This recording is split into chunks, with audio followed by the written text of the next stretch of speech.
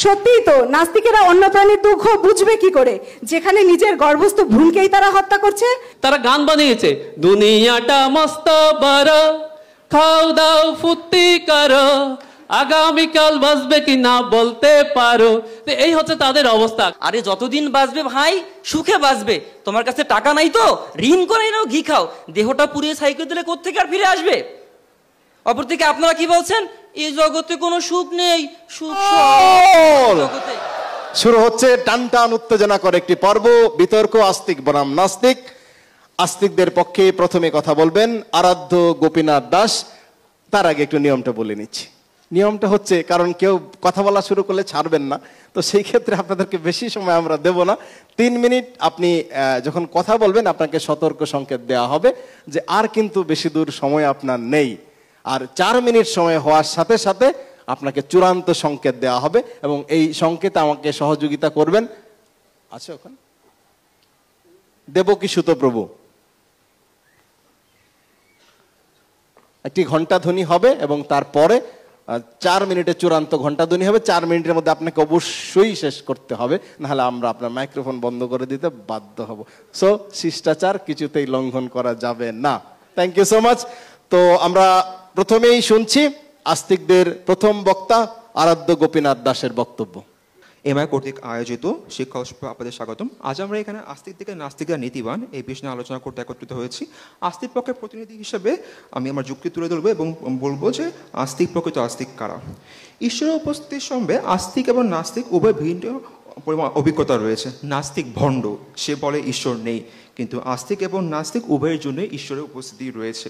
ভগবান নৃসিংহদেব নাস্তিক হিরণ্যকশিপুর সামনে মৃত্যুরূপে আবির্ভূত হয়, কিন্তু ভগবান প্রহ্লাদ মহারাজের সামনে আশীর্বাদ রূপে আবির্ভূত হন। প্রহ্লাদ মহারাজ সহিষ্ণু, তারা জীবে দয়া করে, তারা অন্যকে উদ্বেগ প্রদান করে না, তারা জীব হত্যা করে না, তারা ভগবানের শরণাগত, তারা কোনো নেশা করে না, তারা অবৈধ সঙ্গে জড়িয়ে পড়ে না। তাদের সঙ্গে কৃষ্ণপ্রেমের শুদ্ধ সম্পর্ক এবং তার সর্বদা ভাগবত সেবায় নিয়োজিত। ধর্ম নৈতিকতা ও নীতির উৎস। মানুষের মানবিক ধর্ম নৈতিক ধর্ম, তার উপর পাপ পূর্ণ জ্ঞান, যেখানে মানুষ পাপের জন্য ভয় পায়।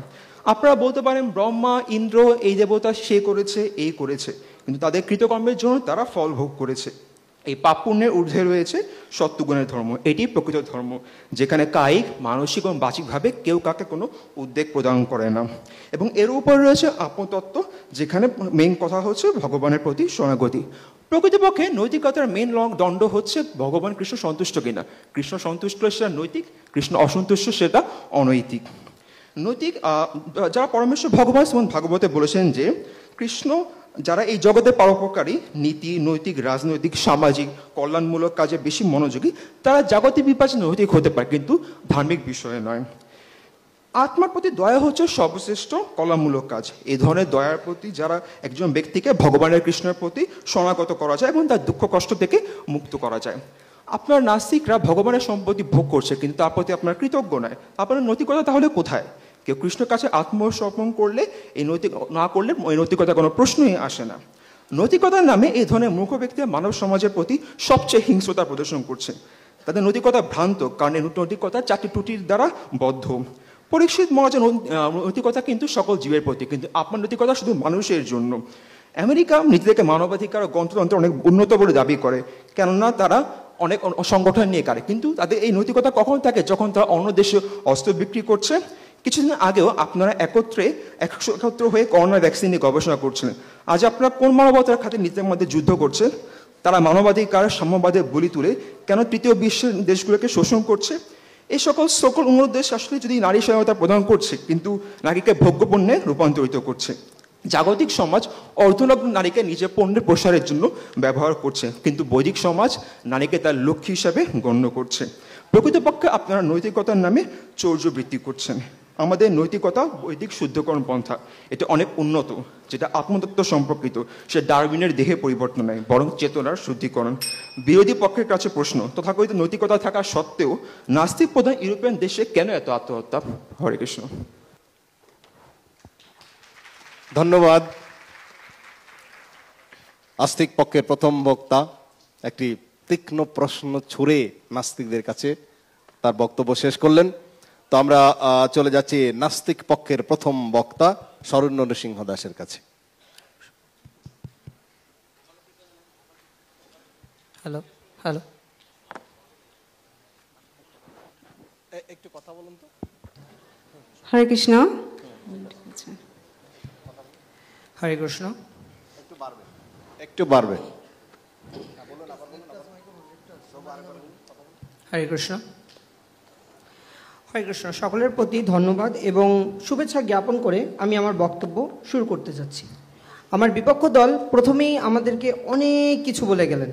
আচ্ছা, হ্যাঁ ভাই, আমরা নাস্তিক, আমরা ভগবানে বিশ্বাস করি না, কিন্তু আজকের বর্তমান সমাজে প্রায় 500 মিলিয়ন মানুষ নাস্তিকতায় বিশ্বাস করে। বর্তমান বিশ্বের যত বড় বড় দেশ আছে, আমেরিকা, চীন, জাপান, রাশিয়া, যারা উন্নতির শিখরে আছে, যারা এই পুরো পৃথিবীটাকে রাজার মতো করে পরিচালনা করছে, তাদের বেশিরভাগই হলো কিন্তু নাস্তিক।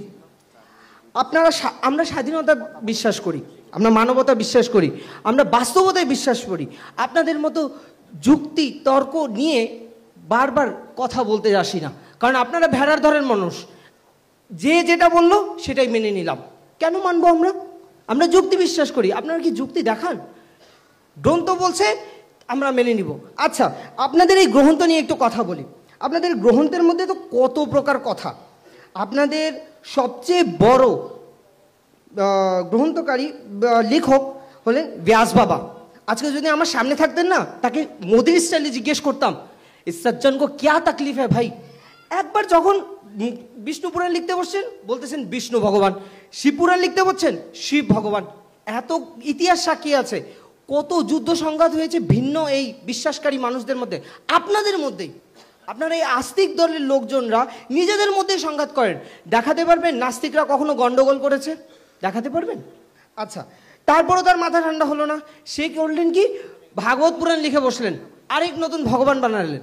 আচ্ছা, মেনে নিলাম। জনসাধারণ কেউ পর্যন্ত বললেন, আচ্ছা ভাগবতম ইজ রিয়েল, বাকি সব মিথ্যা, মেনে নিলাম। কিন্তু বাকি যে শাস্ত্রগুলো ছিল সেগুলো তো বাদ দিতে পারতো না, সে বাদ দেয়নি। সে অবশ্যই এগুলোতে নিশ্চুপ ছিলেন এবং প্রকাশ করলেন তার এই নিশ্চুপতা। আর এই নিশ্চুপতার জন্য আজ সংসার বৈষম্যের আগুনে ভুগছে। ধর্ম নিয়ে সংঘাত আপনারা করেন, সব কিছু নিয়ে আপনারা প্রবলেম ক্রিয়েট করতেছেন, কিন্তু নাম দিচ্ছেন কি আমরা নাস্তিকরা নাকি এইসব করছি। দেখাতে পারবেন এর কোনো প্রমাণ? আচ্ছা, আপনাদের এই রচনা পড়লে মনে হয় ভগবান আপনাদের, হিন্দিতেই একটু বলি, ভগবান বানানো আপনার বায় হাত কা খেল হ্যায়। ওকে, আপনাদের এই পাগলামি তারপরও ঠান্ডা হয় না। আচ্ছা, আপনাদেরকে একটু বলতে চাই, আপনাদের এই শাস্ত্রগ্রন্থ পড়ে সব কিছুই তো বৈষম্য, খুনাখুনি, নারী শোষণ, স্বাধীনতা হরণ, এইসব তো আপনারা আপনাদের গ্রন্থের মধ্যে লিখে রাখছেন। আমরা তো কিছু বলছি না। নাস্তিকদের আবিষ্কার করা মাইক ব্যবহার করছেন, তাদের টেকনোলজি ব্যবহার করছেন, তা দিয়ে আপনার জীবন চলছে, পেট চলছে। তারপর নাস্তিকরা নাকি নীতিবান না। আপনারা তাদেরকে দাম দিচ্ছেন কোথায়? আপনারা বিজ্ঞানীদের দাম দিচ্ছেন। যখনই বলতে আসছে তখনই একটাই কথা বলছে, সব আমাদের শাস্ত্র থেকে না হয়েছে। আপনাদের নীতিতেই সমস্যা। আজ যদি বিজ্ঞান কোনো মানুষ হতো, আপনাদের এই অনৈতিক কথা শুনে না শ্বশুরালয় গমন করতো। তখন বুঝতেন জীবনটা বিজ্ঞান চালায় না ভগবান। আপনাদের যখন প্রবলেম হয়, যখন আপনারা একটা সন্তানের জন্য ক্রন্দন করেন আপনাদের ভগবানের সামনে, সেখানে সেই বিজ্ঞানের টেস্ট টিউব আপনাদেরকে একটার জায়গায় 2টা কেন 3টা পর্যন্ত বাচ্চা দিয়ে দেয়। তারপরও বিজ্ঞানের কোনো দাম নেই। নাস্তিকরা নাকি কোনো কিছুই আপনাদের জন্য করেনি। আচ্ছা, আপনাদের এই সকল যুক্তি কথা, আপনাদের এই সকল শাস্ত্র কাল্পনিক। আমরা শক্তভাবে এর প্রকাশ করছি। কেন? আস্তিকপূর্ণ দেশ ইন্ডিয়া, যে এত কিছু মেনে চলে, এত কিছু করে, হিউম্যান ডেভেলপমেন্ট ইন্ডেক্সে 191টি দেশের মধ্যে মাত্র 132তম অবস্থানে। কেন ভাই? আপনাদের তো উন্নতি চরম শিখরে পৌঁছানো উচিত ছিল। একটু ভেবে দেখুন, এমন বিশ্বাস পালন করে আপনাদের কি লাভ, যেটা আপনাদের স্বাধীনতাকে হরণ করছে, আপনার দাসত্ব শিখাচ্ছে, আপনাদেরকে বর্তমান উন্নতির জোয়ারে ভাসতে দিচ্ছে না। সত্যি খুব জানতে ইচ্ছা করে। ধন্যবাদ সকলকে। ধন্যবাদ নাস্তিক পক্ষের বক্তা শরণ্য নৃসিংহ দাসকে। আমি অনুভব করছি আমাদের অডিয়েন্স দুদলে ধীরে ধীরে ভাগ হতে শুরু করেছে। ছোট ছোট করতালিও শুনছি নাস্তিকদের পক্ষে, কিন্তু হয়তো আস্তিকদের পক্ষে লোকজন বেশি হয়, প্রাণ ভয়ে ধীরে ধীরে দিচ্ছেন। অসুবিধার কিছু নেই, এখানে আক্রান্ত হবার কোনো আশঙ্কা নেই। চারুচন্দ্র প্রভু আশ্বস্ত করছেন আপনাদের সুরক্ষার ব্যাপারে। সো নিঃসন্দেহে আপনারা তালি দিতে পারেন। তো যাই হোক, এ পর্যায়ে আমরা চলে যাচ্ছি আস্তিক পক্ষের দ্বিতীয় বক্তা শর্মিষ্ঠা দেবীর কাছে। হরে কৃষ্ণ। গুরু গৌরাঙ্গ ও উপস্থিত বৈষ্ণববৃন্দের চরণে প্রণাম। নৈতিক কারণে আজকের বিতর্কে আস্তিকদের পক্ষে আমার অবস্থান। নোনতাসাদের খাদ্য তৈরিতে লবণ একটিমাত্র উপাদান, একমাত্র নয়। নৈতিকতা গুণটিও মানব ধর্মের একটি অংশ মাত্র। জীবের প্রকৃত স্বরূপ আত্মার সর্বোচ্চ ধর্ম হল পরিপূর্ণ বিশ্বাসে পরমাত্মার সেবা করা। পরম পূর্ণের অস্তিত্বে অবিশ্বাসীরা তো শূন্যে বিশ্বাসী, আর শূন্যের সাথে যাই গুণ করা হোক তা শূন্যেই পর্যবসিত হয়। তাই নাস্তিকদের নৈতিকতা হলো মূল্যবান বস্ত্রালঙ্কারে সজ্জিত প্রাণহীন দেহ।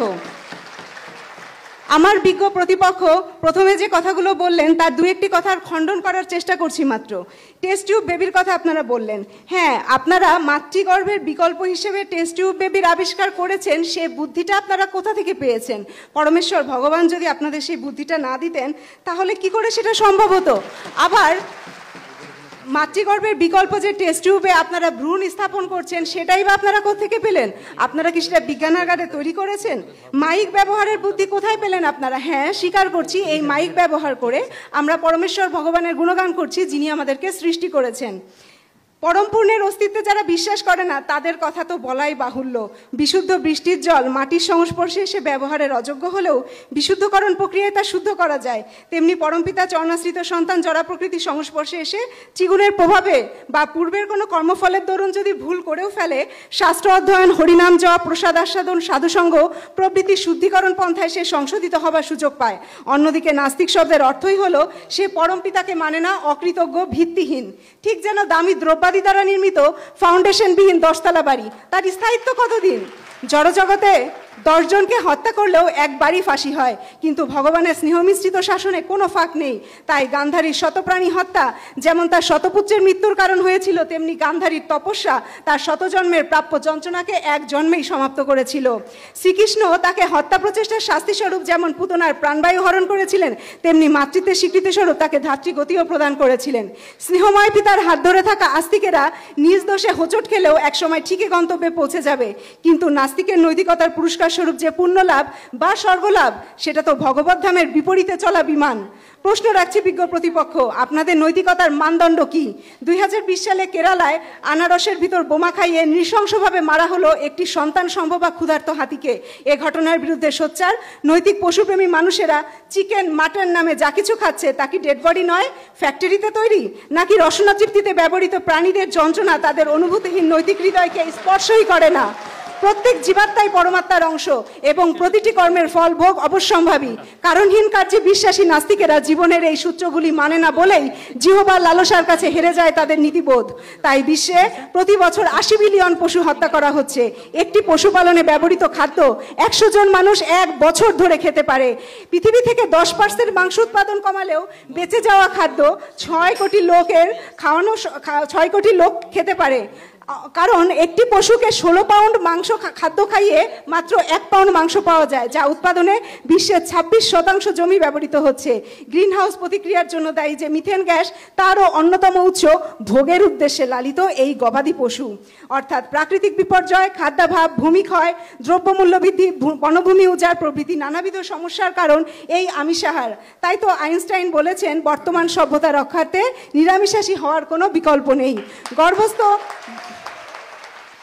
সত্যিই তো নাস্তিকেরা অন্য প্রাণীর দুঃখ বুঝবে কি করে, যেখানে নিজের গর্ভস্থ ভ্রূণকেই তারা হত্যা করছে? মাতৃত্ববোধ যেথায় নিষ্ক্রিয়, সেথায় নৈতিকতার প্রশ্নই আসে না। উপরন্তু এরা বিবাহ বহির্ভূত সম্পর্ক স্থাপনে আগ্রহী, যা মূলত কুকুর বেড়ালের সংস্কৃতি। আপনি কি চাইবেন আপনার সন্তান মাতাল, হত্যাকারী, ব্যভিচারী বা জুয়ারি হয়ে উঠুক?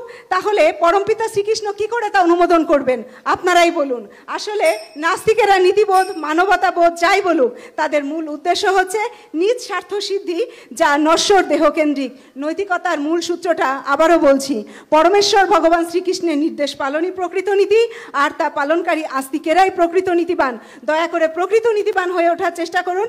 সেই সাথে chant Hare Krishna and be happy. Jagadguru Srila প্রভুপাদের জয়। ধন্যবাদ সকলকে। হরে কৃষ্ণ। যুক্তির বাণে এই যুদ্ধের মঞ্চে পরস্পর হতাহত হওয়ার পরিস্থিতি তৈরি হয়েছে, এখনো কেউ নিহত হননি। তো যুক্তির তীর ক্রমশ চলছে, উত্তেজনার পারদ ক্রমশ বাড়ছে। এবং আপনাদের মধ্যেও সেটা ধীরে ধীরে উত্তাপ ছড়াচ্ছে। তো যাই হোক, আমরা প্রতিপক্ষের কি দিব্যাস্ত্র আছে তিনি প্রতিপক্ষের উদ্দেশ্যে কি প্রয়োগ করেন আমরা এক ঝলক দেখে নেই। আসছেন শ্রীবাস দাস নাস্তিকদের পক্ষে। হরে কৃষ্ণ, হরি বল। হরে কৃষ্ণ। এখানে উপস্থিত সকল ভক্তবৃন্দকে আমার দণ্ডবোধ প্রণতি জ্ঞাপন করে আমি আমার বক্তব্য উপস্থান করছি। আজকের বিতর্কের বিষয় আস্তিক নয় নাস্তিকরাই বেশি নীতিবান, যুক্তিসঙ্গত কারণে আমি পক্ষে অবস্থান করছি। ইতিমধ্যে আমার বিপক্ষের দ্বিতীয় বক্তা বলে গিয়েছেন যে নাস্তিকরা এই টেস্ট টিউব বেবির শাস্ত্র জ্ঞান কোথা থেকে পেয়েছে। প্রথমে বলতে চাচ্ছি নাস্তিকরা কোনো শাস্ত্রে বিশ্বাস করে না, সুতরাং মন্ত্রফোক দিয়ে আপনার টেস্ট টিউব বেবি আনতে পারেনি, সেই বিজ্ঞান থেকেই টেস্ট টিউব বেবি আনতে পেরেছেন। তো আসছে আমার প্রথম যুক্তিতে। প্রথমে সকলের উদ্দেশ্যে একটি ছোট্ট প্রশ্ন করতে চাই। আপনারা রাম জন্মের আগে কি শ্রীরাম বলতেন? কৃষ্ণ জন্মের আগে কি শ্রীকৃষ্ণ বলতেন? গৌরনীতায় জন্মের আগে গৌরনীতায় বলতেন? তো সুতরাং দিন বদলানোর সাথে সাথে আপনাদের ভগবানও বদলাচ্ছে। আপনাদের আস্তিক্যবাদ টোটালি একটি হচ্ছে অন্ধবিশ্বাসের নীতি, কোনো বিচার জ্ঞান নেই, কোনো বিজ্ঞান নেই, যেখানে যা পাচ্ছেন তাকেই ভগবান বলে স্বীকার করে নিচ্ছেন। যেখানে জাত ভেদাভেদের দোহাই দিয়ে মানুষকে ছোট করা হচ্ছে আপনাদের নীতি। আমাদের দিকে তাকান, আমরা বিজ্ঞানে বিশ্বাসী, আমরা বাস্তবতায় বিশ্বাসী। আমরা যেখানে জাত ভেদাভেদ আছে মনুষ্য ধর্মটাকে শ্রেষ্ঠ বলে বিবেচনা করা হয়েছে।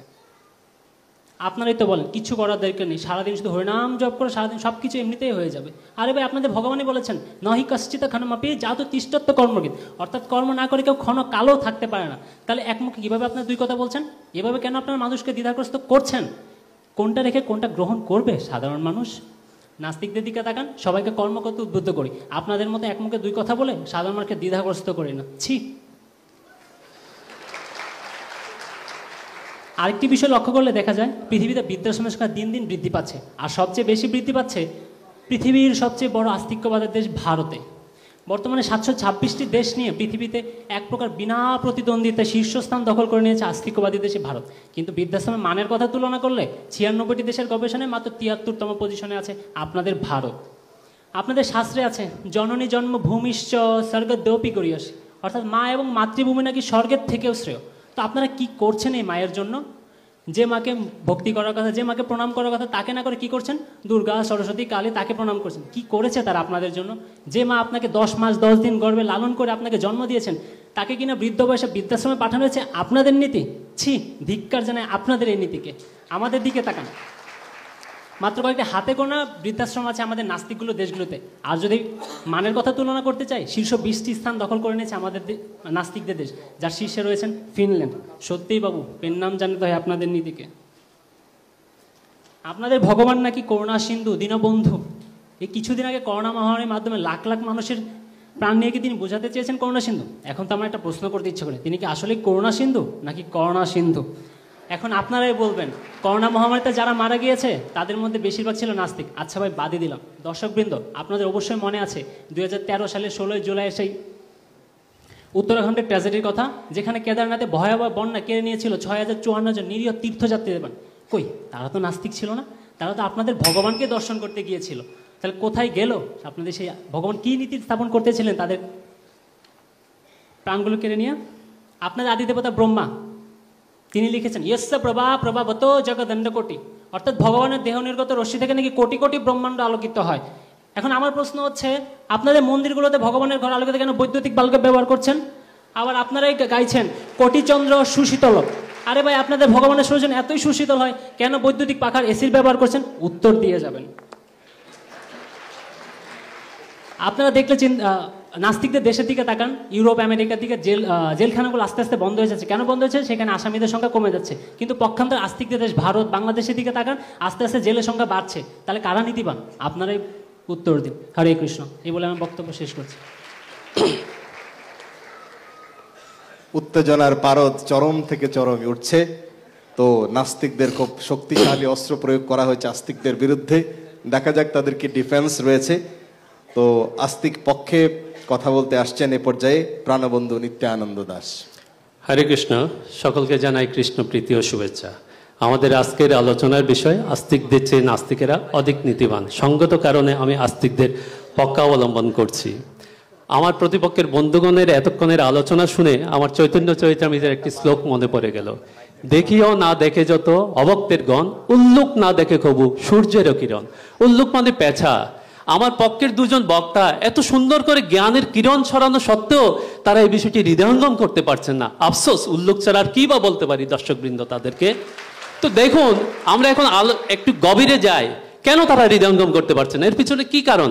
আমি এই মুহূর্তে গৌরাঙ্গ প্রভুর একটি ঘটনা স্মরণ করতে চাই। গৌরাঙ্গ প্রভু আইআইটিতে খ্রিস্টের জন্মাষ্টমী উপলক্ষে বক্তব্য রাখছিলেন, খ্রিস্টের জন্মলীলা সেখানে বর্ণনা করছিলেন। বর্ণনা শেষে একজন নাস্তিক দাঁড়িয়ে বলছে যে কংসের মৃত্যুর কারণ হচ্ছে কংসের নির্বুদ্ধিতা। বিকজ অফ কংস জানা সত্ত্বেও দেবকী এবং বসুদেবকে একই কারাগারে রেখেছে। যদি দুজনকে দুই কারাগারে রাখতো তাহলে তো কৃষ্ণ জন্মই নিত না। এই হচ্ছে তাদের অবস্থা। সবকিছু তারা কেবল স্থূলভাবে বিচার করতে চায়, সূক্ষ্মাতি সূক্ষ্ম যে বিচার সনাতন সাহিত্যে রয়েছে সেটা তারা উপলব্ধি করতে পারে না। এটাই হচ্ছে তাদের মূল কারণ, তারা হৃদয়ঙ্গম করতে না পারা। আমরা দেখি যে আমাদের নৈতিকতার মানদণ্ড কোথায়। আমাকে আগে বুঝতে হবে যে আমার কোন ভিত্তিতে আমি আমার নৈতিকতা আচরণ করছি। আমাদের নীতি হচ্ছে ঈশাবাস্য নীতি। ঈশাবাস্যম ইদম সম্ভব যৎ কিঞ্চিৎ জগত্তম জগৎ। বিশ্ব চরাচর যা কিছু রয়েছে সমস্ত কিছুকে ভগবানের সম্পত্তি বলে জেনে নিজের ন্যূনতম প্রয়োজনের জন্য যেটুকু গ্রহণ না করলে নয় সেটা গ্রহণ করা। আর পক্ষান্তরে নাস্তিকদের নীতি কেবল ভোগের নীতি। তারা গান বানিয়েছে, দুনিয়াটা মস্ত বড়, খাও দাও ফুর্তি করো, আগামীকাল বাঁচবে কি না বলতে পারো। তো এই হচ্ছে তাদের অবস্থা, খাও দাও ফুর্তি করো। চাণক্য পণ্ডিত বলছেন ঋণং পিবতম ঘৃতম, ঋণ করে হলেও ঘি খাও। এই হচ্ছে তাদের পরিণতি, যার ফলশ্রুতিতে আমার দ্বিতীয় বক্তা বলে গিয়েছেন যে আজকে পৃথিবীতে কেবলমাত্র ছোট্ট একটি জিহ্বা, 2.5 ইঞ্চি লম্বা জিহ্বার ইন্দ্রিয় তৃপ্তি সাধনের জন্য 80 billion live strike animal are being স্লটার্ড in the house.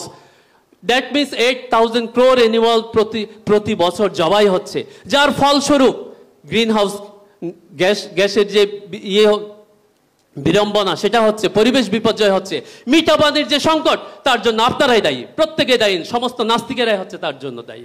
এটা উপলব্ধি করুন এবং আরও দেখুন আমাদের মানদণ্ড কোথায় রয়েছে। আমাদের মানদণ্ডের সাথে দূরদর্শিতার সম্পর্ক রয়েছে। আমরা আমাদের পরম পিতার সাথে সম্পর্ক রেখে জন্ম মৃত্যু জরা ব্যাধিরূপ যে সংসার চক্র সেটাকে কিভাবে জয় করে ভগবদ্ধামে ফিরে যাওয়া যায়, আমাদের নৈতিকতা হচ্ছে তাকে কেন্দ্র করে প্রতিষ্ঠিত। পক্ষান্তরে আপনাদের নৈতিকতা পরিবর্তনশীল। আজ যা আপনাদের কাছে নৈতিকতা তা কালকে ডাস্টবিনে পড়ে থাকে। এই তো বেশি দিন আগের কথা নয়, still we have been suffering for the running war. কি হচ্ছে, ইউরোপ এবং আমেরিকা রাশিয়ার উপর অবরোধ আরোপ করেছে। অবরোধ আরোপের ফলে তেল গ্যাস কেউ কিনতে পারবে না, কেউ কিনতে পারবে না। কিছুদিন যাওয়ার পর যখন নিজেরই সংকটে পড়ে গিয়েছে তখন বলছে রাশিয়া যদি চায় তো ইউরোপ আমেরিকার কাছে তেল বিক্রি করতে পারে। তো এই হচ্ছে তাদের অবস্থা বন্ধুগণ। নিজে বাঁচলে বাপের নাম। তো যারা বিপদে বললে তার বাবাকেই ভুলে যায়, তাদের আবার কি মানদণ্ড রয়েছে স্বয়ং আপনারাই বিচার করুন নাস্তিকদের। তো বন্ধুগণ, পরিশেষে আমি আলোচনা সংক্ষেপে করে বলতে চাই আপনারা হতাশ হবেন না। ভগবদ্গীতা কৃষ্ণ আপনাদের জন্য সলিউশন রেখেছে। তুমি যদি পাপীদের থেকে পাপিষ্ঠ বলেও গণ্য হয়ে থাকো তবু এই জ্ঞানরূপ তরণীতে আরোহণ করে তুমি দুঃখ সমুদ্র জয় করতে পারবে। তো পরিশেষে আমি যাওয়ার আগে কিছু যুক্তি খণ্ডন করতে চাই। আমার বিপক্ষ দলের প্রথম বক্তা বলেছেন যে পৃথিবীতে এত নাস্তিকের সংখ্যা কেন বাড়ছে। আরে মশাই, সংখ্যা দিয়ে গুণ ভালো কোয়ালিটি বিচার করা যায় না। রবি ঠাকুরের একটা কথা আছে, ভালো জিনিস কম হয় বলেই তা ভালো, নইলে সে নিজের বীরের টেলায় হয়েই যেত মাঝারি। এটা মনে রাখতে হবে, ভালো জিনিস সংখ্যা দিয়ে বিচার হয় না।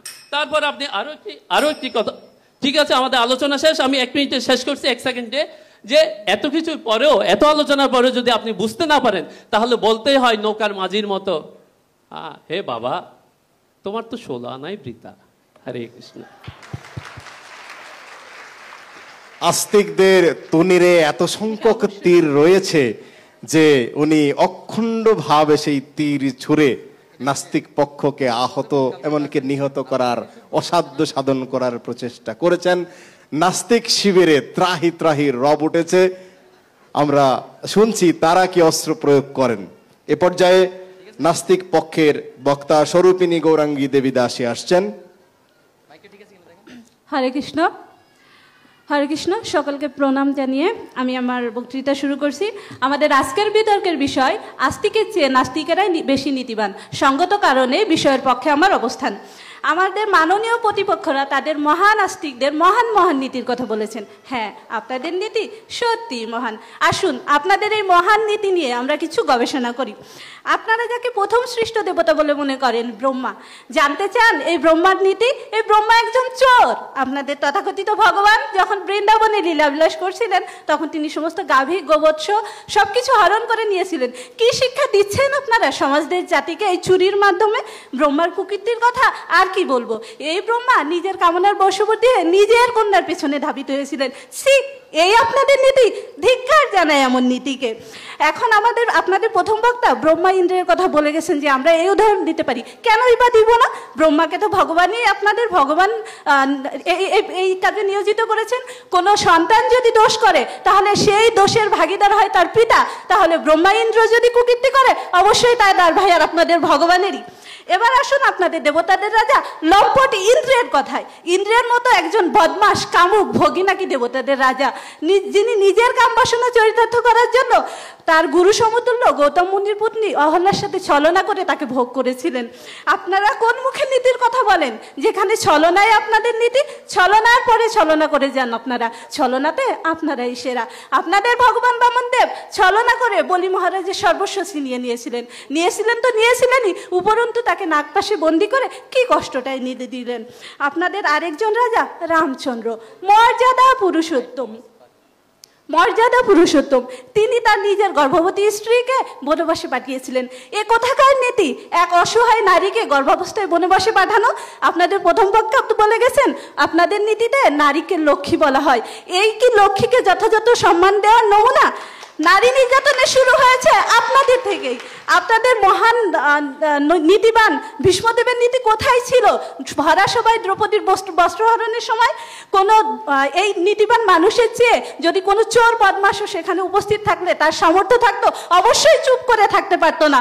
কেন চুপ করে ছিলেন এই বীর? স্বয়ংবরে অন্যের হয়ে কন্যা জয় করতে যাওয়া কোন নীতির মধ্যে পড়ে? আপনারা কেউ কি পারবেন এমন কাজ করতে?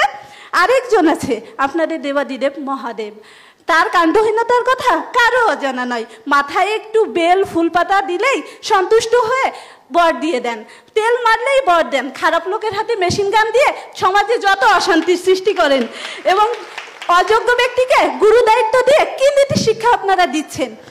আরেকজন আছে আপনাদের প্রজাপতি দক্ষ। এই দক্ষ তার নিজের পদমর্যাদার গর্বে নিজের জামাইকে যথেষ্ট সম্মান দেননি। সমাজে কি শিক্ষা দিচ্ছেন আপনারা এই নীতির মাধ্যমে? আর আপনারা নীতি তো দূরে থাক, আপনাদের তো কথারই ঠিক নাই। আপনাদের বিপদে পড়লে শরণাগতকে ত্যাগ করে চলে যান।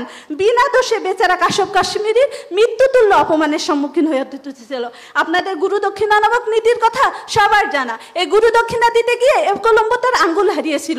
শুধু তার আঙ্গুলই নয়, হারিয়েছিল তার সমগ্র স্বপ্ন, সমগ্র জীবনের ভবিষ্যৎ। আপনাদের সত্যবাদী যুধিষ্ঠির যুদ্ধে বিজয়ের জন্য মিথ্যা বলে গুরু হত্যার মতো মহান পাপ করতেও পিছপা হননি।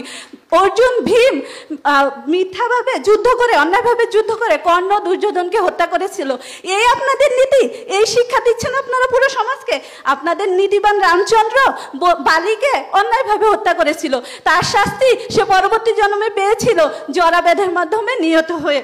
আপনাদেরই কৃষ্ণ ভগবান শিশুপালের সাথে যখন বাগযুদ্ধ হচ্ছিল তখন বাগযুদ্ধেই তাকে পরাজিত করতে পারতো, তা না করে তাকে প্রাণদণ্ড দিয়েছিলেন। এ কোন নীতির শিক্ষা দিচ্ছেন আপনারা? আপনারা বলেছেন আমরা নদী দূষণ গ্রিন হাউস ইফেক্টের জন্য নেই, আপনারা মূর্তি বানিয়ে সেগুলো নদীতে ফেলে পানি দূষণ করছেন, অথচ নাস্তিকদের দেশের পানি কতই না সুন্দর। ধন্যবাদ ধন্যবাদ ধন্যবাদ ধন্যবাদ। নাস্তিক দলেও চরম আক্রমণ শুরু হয়ে গিয়েছে, সম্ভবত ব্রহ্মাস্ত্র প্রয়োগের সময় এসে গিয়েছে, আপনারা সাবধানে থাকবেন। তো আমরা চলে যাচ্ছি সেনাপতির কাছে। আস্তিক পক্ষে সেনাপতি উদয় মুকুন্দ দাস। হরে কৃষ্ণ। সুধী ভক্ত সজ্জন, আজকে আমি আস্তিকের পক্ষে আমার বক্তব্য উপস্থাপন করছি। তা আসলে আমাদের তিন বক্তা খুব সুন্দরভাবে সত্যিকার অর্থে নৈতিকতাকে এটা প্রতিষ্ঠিত করেছে। তারপরেও আমার বিজ্ঞ প্রতিপক্ষ তাদের সুবুদ্ধি উদয় করার জন্য আমি পুনর্বিচার করছি। আসলে দুটি শব্দ, ট্রান্সফরমেশন অ্যান্ড ইনফরমেশন। তা আপনারা জানেন বর্তমান যুগ হচ্ছে ইনফরমেশনের যুগ। প্রতিটি নাস্তিক্যবাদে গড়ে উঠেছে পুঁজিবাদ এবং প্রতিযোগিতামূলক সমাজ ব্যবস্থা। তার ফলস্বরূপ পৃথিবীতে 1% ব্যক্তি মালিকানে হচ্ছে পৃথিবীর 90% সম্পদ। আর দেখা গেছে অন্যদিকে পৃথিবীর 50% ব্যক্তি দারিদ্রতা, ক্ষুধা, নিপীড়ন, অশিক্ষা, কুশিক্ষায় আবদ্ধ। তার ট্রান্সফরমেশন হচ্ছে আস্তিক্যবাদ, এই যা হচ্ছে হৃদয়ের আত্মিক পরিবর্তন করে থাকে। আমাদের ভক্তরা কিঞ্চিত রজ এবং তমগুণী হতে পারে, কিন্তু শত শত মানুষের হৃদয়কে পরিবর্তন করছে। কিন্তু যারা উচ্চশিক্ষা, উচ্চ পদ, উচ্চ কর্মকর্তা তারা হচ্ছে ঘুষখোর, দুর্নীতিবাজ, নিজের সন্তান এবং সমাজকে পরিবর্তন করতে পারে না। আপনারা জানেন আজকে আমরা দেখুন আমাদের জাগ্রত সমাজে ছোট্ট একটি শিশু ভর্তি হয়ে তার হৃদয় পরিবর্তন হয়ে যায়, শেষ পর্যন্ত পিতামাতাকেও ভক্ত বানিয়ে দেয়। তাই শুনুন শুধু ভক্ত সজ্জন, আমাদের প্রথম বক্তা বলে গিয়েছেন, কি বলেছেন? 500 বিলিয়ন নাস্তিকতা, কোয়ান্টিটি দিয়ে কোয়ালিটি বিচার করা যায় না। জগতে একজন ছিল প্রভুপাতের জন্ম হয়েছে, শত শত কোটিকে উদ্ধার করে দিচ্ছে। আপনারা বলছেন ব্যাসদেব এত কিছু লিখেছেন কেন? আপনারা কি জানেন ক্লাস 1, 2 থেকে অধিকারী শিক্ষা দেওয়া হয়, পিএইচডি শিক্ষা শুধু গুটি কয়েক লোকই পেয়ে থাকে, সেটা হচ্ছে কৃষ্ণ ভক্তি। আপনারা শিক্ষা বলেছেন কর্ম ক্ষণকাল করতে হয় না, কোন কর্ম করা উচিত কর্মের কথা বলছেন। শুনুন কর্ম কি করতে হয়, ভগবানের সাথে যুক্ত কর্ম করতে হয়। যে কর্মের ক্রিয়া নেই, প্রতিক্রিয়া নেই, সেই কর্ম হচ্ছে কর্মফল ত্যাগ। কর্ম হচ্ছে জ্ঞানে রূপান্তরিত হয়। যেই কর্ম আমিত্ব ত্যাগ করে সদ্গুরু এবং পরমাত্মার দিব্য তত্ত্ববাদনে সাধিত হয়। আর কর্ম করা উচিত শুভ অনুষ্ঠানকারীর ইহকাল পরকাল সকলেই মঙ্গলজনক। এবং সেই কর্ম করার আগে সিদ্ধান্ত নিতে হবে আমার জন্য, শত্রুর জন্য, সমাজের জন্য মঙ্গলজনক কিনা। অর্জুন সেই শিক্ষাটি কি দিয়েছে? ক্ষাত্র ধর্ম গ্রহণ করে অর্জুন নিজেকে কল্যাণ করেছে, দুর্যোধনাদিকে হত্যা করে তাদেরকে বৈকুণ্ঠ দাবি নিয়ে গিয়েছে, আর অপরাধীকে শাস্তি দিয়ে জগতে শান্তি প্রতিষ্ঠা করেছে। হরি বল শুধু ভক্ত সজ্জন, এইটা হচ্ছে কর্ম। ক্ষণকাল থাকতে গেলে সঠিক কর্ম করুন। হরি হরি বল। আপনার দ্বিতীয় বক্তা বলে গেছেন আরো তীর্থক্ষেত্রে এত লোক মারা যায় কেন? আপনারা জানেন কুরুক্ষেত্রের যুদ্ধে 60 কোটি লোককে ভগবান সমাগত করেছিল। ভগবানের এত সময় নাই, কর্মফল দেওয়ার জন্য একসাথে মারতে হয়। ভগবানের সেবায় ব্রতে জ্যোতি আলো তেজ। আরে নাস্তিক ব্যক্তি, তোমার যদি থাপ্পড় দেয় তুমি তো ভগবত ধামে চলে যাবা। ভগবান এত সহজে তার জ্যোতি ক্ষমতা দেখায় না। বলছে ব্রহ্মচোর নৈতিকতা, এই কথা ঠিক। আমি অনেক পাপ করেছি আমার 50 বছর জীবনে, কিন্তু আজ শুদ্ধিকরণ পন্থা নিয়ে আজ আমি জপ মালা নিয়ে আপনাদের সামনে দাঁড়িয়ে আছি। তাই বলে আমার পিছনের জিনিসগুলোকে টানা যায় না। আমার সামনে এবং বর্তমান অবস্থান হচ্ছে মুখ্য বিষয় ব্রহ্মাই, কিন্তু রাবণের হিরণ্যকশিপু কখনো তার অস্তিত্ব রক্ষা করতে পারেনি। আপনারা বলেছেন রামচন্দ্র ভগবান, রামচন্দ্র মর্যাদা পুরুষোত্তম।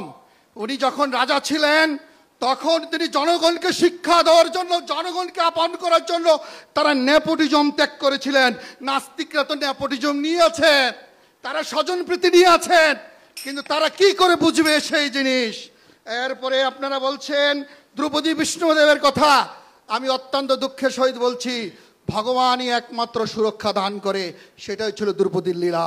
ভগবান ছাড়া আর কেউ তাকে রক্ষা করতে পারে না। সবাই ভালো থাকুন। ধন্যবাদ উদয় মুকুন্দ প্রভুকে। তিনি একেবারে চক্রব্যূহতে প্রবেশ করিয়ে দিয়েছেন নাস্তিক পক্ষকে। তো দেখা যাক সেই চক্রব্যূহ ভেদ করবার মতো কোনো যোদ্ধা নাস্তিকদের মধ্যে আছে কিনা। তো আমি ডেকে নিচ্ছি তাদের দলনেতা গোপাল মিত্র সুবল দাসকে। হরে কৃষ্ণ। হরি বল। আরো চোখে বাজবে তো, ওকে। হরে কৃষ্ণ। আমি শুনে হাসি, আঁখি জলে ভাসি, এই ছিল মোর ঘটে। তুমি মহারাজ সাধু হলে আজ, আমি আজ চোর বটে। সত্যি বড়ই বিস্ময়কর, যখন অস্তিত্বহীন ভগবানে বিশ্বাসী নীতিহীন আস্তিকরাও নিজেদেরকে নীতিবান বলে দাবি করে, তখন আমাদের মতো সুনীতিপ্রজ্ঞ নাস্তিকদেরকে আর তো চুপচাপ বসে থাকার কথা না। তাই তো আজ ঢাকা এমআই কর্তৃক আয়োজিত আজকের এই বিতর্ক অনুষ্ঠানে আমি এর পক্ষে সুদৃঢ় অবস্থান করছি। ধন্যবাদ অনুষ্ঠানে উপস্থিত সমস্ত সুধীবর্গকে। সুধী সভাসদগণ, আপনারা অত্যন্ত ভালোভাবে জ্ঞাতে আছেন যে পৃথিবীর ইতিহাসের সোপান স্বরূপ যে দর্শন, সেটা কি না চারবাক দর্শন সম্পর্কে। মহান দার্শনিক চারু বা বৃহস্পতি তার দার্শন নীতিতে প্রণয়ন করেছেন যে জীবনের উদ্দেশ্য হচ্ছে সুখপ্রাপ্ত হওয়া। তাই তিনি বলেছেন যাবৎ জীবৎ সুখের জীবেত ঋণম কীর্তা ঘৃতম পিবেত ভস্মীভূতস্য দেহস্য কুতঃ পুনরাগমন। আরে যতদিন বাঁচবে ভাই সুখে বাঁচবে। তোমার কাছে টাকা নাই তো ঋণ করে নাও, ঘি খাও, দেহটা পুড়িয়ে সাইকেল দিলে কোত্থেকে আর ফিরে আসবে? অপরদিকে আপনারা কি বলছেন, এই জগতে কোনো সুখ নেই, সুখ সব উপরের জগতে, এখানে শুধু কষ্ট করে যাও, ওপারে গিয়ে সুখ পাবে, ভগবত ধামে গিয়ে সুখ পাবে। আরে আপনাদের তো অনেক পূর্বপুরুষ ওপারে গিয়েছে, কই একটু ফোন করে জানবেন কি তারা ঠিক কি পরিমাণ সুখে রয়েছেন? যেখানে আপনি এখান থেকে সমস্ত করে সুখ প্রাপ্ত হতে পারছেন না, সেখানে আপনি ওখানে গিয়ে সুখ প্রাপ্ত হবেন। এই অন্ধকে হাতি দর্শন করে যদি কতদিন আর লোককে ঠকাবেন বিজ্ঞ প্রতিপক্ষ বন্ধুরা? পৃথিবীতে এমন কোনো ধর্মানুষ্ঠানকারী দেশ নেই যেখানে সাম্প্রদায়িকতা নামক করাল দুর্বিষহ সবল নেই। শুধুমাত্র এই সাম্প্রদায়িক অসহিষ্ণুতা, গুম, হত্যা, ধর্ষণ, ডাকাতি, জ্বালাও পোড়াও থেকে শুরু করে প্রতিনিয়ত যে ঘটনাগুলো ঘটে চলছে তা আমরা প্রত্যেকে, আপনারাও দেখছেন। শুধুমাত্র প্রতি বছর এই সাম্প্রদায়িকতার করাল জলাশয় হাজার হাজার মানুষ তাদের প্রাণ হারাচ্ছে, কেউ তার সম্মান হারাচ্ছে, কিংবা কেউ তাদের সম্পদ সহ সর্বস্ব হারিয়ে মানবতার জীবনযাপন করছে। আচ্ছা প্রতিপক্ষ বন্ধুরা, যদি মানুষ ধর্ম অনুসরণ করতে গিয়ে এমন দুর্বিষয়ের শিকার হয়, তাহলে আপনারা কোন মুখে নীতির কথা বলছেন? এটা কি নিতান্তই অত্যুক্তি হয়ে যাচ্ছে না প্রতিপক্ষ? ভগবানের নাম করে আপনারা ব্যবসাটা ভালোই জাকিয়ে বসেছেন, আর যার বলির পাটা হয় নির্বোধ জনসাধারণ। এই যে আপনারা এত এত পূজার নামকরণ করে লক্ষ লক্ষ টাকা বেকার জলাঞ্জলি দিচ্ছেন। আচ্ছা অত সব না হয় বাদ দেই, শুধুমাত্র আপনাদের দুর্গাপূজার কথাটাই বলি। মা বিপত্তারিণী দুর্গতিনাশীর নাম করে আপনারা যে স্বাভাবিক জনসাধারণকে কি দুর্যোগ দিনাই প্রদান করেন তার আর ইয়ত্তা নেই। আচ্ছা আপনাদের পূজা পদ্ধতির কথাই একটু বলি। মন্দিরে দুর্গা মা নামকের স্ট্যাচুকে দাঁড় করিয়ে রেখে আপনারা মাইকে কি গান বাজান, একটা বোকরা পরা মেয়ে পাগল করেছে, এইসব ডিজে অশ্রাব্য সব গান বাজিয়ে মদ খেয়ে মাতলামি করে, কিংবা গাজার ধোঁয়ায় চারদিক ভুব অন্ধকার করে, কোন নীতি শিক্ষা দিচ্ছেন আপনার বিজ্ঞ প্রতিপক্ষ বন্ধুরা? আপনারা যদি এই সমস্ত অনৈতিক পূজা পার্বণে টাকা পয়সা খরচ না করে যদি এই সমস্ত সমাজের গরিব দুঃখী অসচ্ছল মানুষদেরকে সাহায্য করতেন, তবেই সমাজের এক অভূতপূর্ব কল্যাণ সাধিত হতো। আর আপনারা কি করেন না, আপনাদের সকল নীতিহীন অনৈতিক কার্যগুলোকে এই শাস্ত্রের ফাঁকফোকর দিয়ে এড়িয়ে যাওয়ার চেষ্টা করেন। কিন্তু আপনাদের সেই শাস্ত্রেরই স্বরদর্শনের অন্তর্গত 5টি দর্শনই কিন্তু সম্পূর্ণরূপে আমাদের নাস্তিক নীতিকে সুপ্রতিষ্ঠিত করেছে।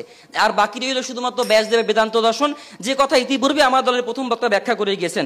সুতরাং আপনাদেরই কথা অনুসারে আপনাদেরই মতে এই সমস্ত শ্রেষ্ঠ মুনি ঋষিরা যখন এই সিদ্ধান্ত দর্শন প্রদান করেন যে আস্তিক নয় নাস্তিকদের নীতি সেরা নীতি এবং নাস্তিকই সেরা নীতিবান, তখন আপনারা এই হাঁটুর নিচে জ্ঞান নিয়ে কি করে নিজেদেরকে নীতিবান বলে দাবি করেন তা আমাদের মাথায় আসে না। কিন্তু এ কথা অনস্বীকার্য, যদি আপনারা জীবনের কোনো পর্যায়ে তাদের মতো পরিপূর্ণতায় পৌঁছতে পারেন, তবে এ কথা অনস্বীকার্য যে আপনারাও সুখী হয়ে সামিল হবেন যে আস্তিক নয় নাস্তিকরা আমরাই বেশি নীতিবান। বিজ্ঞ প্রতিপক্ষ আপনারা বলেছেন পুঁজিবাদী সমস্যার কথা, ঘুষখোরের কথা, একটু বিচার করে দেখবেন কি বাহাত দিয়ে ঘুষটা কোন দেশটা বেশি নিচ্ছে, আস্তিক দেশ নাকি নাস্তিক অনুশীলনকারী দেশ? আপনারা বলছেন কর্মের কথা, ভগবানের সঙ্গে যুক্ত হওয়ার কর্মের কথা, কিন্তু দেখুন নীতিবান দার্শনিক চারু বা বৃহস্পতি কি বলছে, আরে ভগবানের তো প্রত্যক্ষ ইন্দ্র অনুভূতিই নেই, যদি থাকতেন তাহলে তিনি এখানে এসে সেটাকে সমাধান করতে পারতেন। তাই যেহেতু নেই তাহলে ভগবানও নেই, কর্ম কোত্থেকে আসবে? ধন্যবাদ সবাই। ধন্যবাদ ধন্যবাদ ধন্যবাদ। আমার মনে হচ্ছে চক্রব্যূহ ভেদ করে ফেলেছেন নাস্তিক পক্ষ। তো আরো একটি প্রাণান্তর চেষ্টা করবেন আস্তিক পক্ষের দলনেতা তার দলকে, তার সমাজকে, তার গোষ্ঠীকে বাঁচানোর জন্য।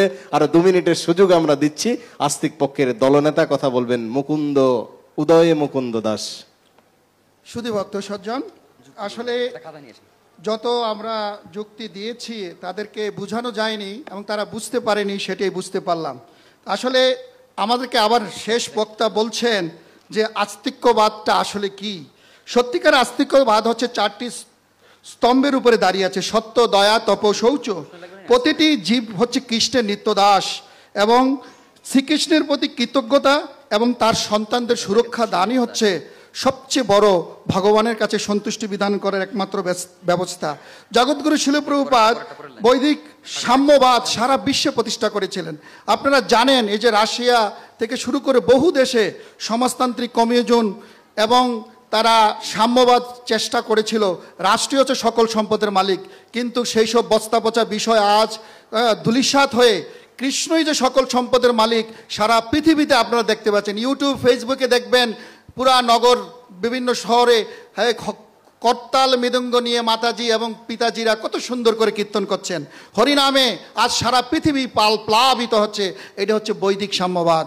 আসলে বৈদিক সাম্যবাদের মাধ্যমেই আস্তিকতা সুন্দরভাবে প্রতিষ্ঠিত হয়েছে, সত্য, দয়া, তপ, শৌচ। আর এখানে আপনারা দেখুন উনি বলেছেন যে আমাদের আমরা অনেক নীতিবান, আস্তিকরা নাস্তিকরা হচ্ছে নীতিবান। আপনারা বলুন ভ্রূণ হত্যা কোথায় সবচেয়ে বেশি, কারা ভ্রূণ হত্যা করছে? তাই এরা যদি নীতিবান হয় তাহলে এত ভ্রূণ হত্যা হচ্ছে কেন, এত আত্মহত্যা কোথায় কেন হচ্ছে? আমার প্রথম বক্তার উত্তর কেউ দেয় যায় নাই যে এত পৃথিবীতে কোন দেশে আত্মহত্যা সবচেয়ে বেশি। তাহলে আপনারা নীতিবান হলে এত আত্মহত্যা করছেন কেন? আপনারা তো শান্তি শৃঙ্খলা হলে এত আত্মহত্যা করছেন কেন? কি কারণে করছেন? উত্তর দিয়ে যাবেন। আপনারা বলেছেন যে প্রতিটি আর্যবত্য, আপনারা বলেন যে নাস্তিকতা আজকে যেই জায়গায় দাঁড়িয়ে আছে 0 এবং 1, এটাকে বাইনারি সংখ্যা বলা হয়। এই বাইনারি সংখ্যার উপরে টোটাল সায়েন্স দাঁড়িয়ে আছে। সেই শূন্য কি আবিষ্কার করেছে জানেন? আর্যবর্ত সমাজ।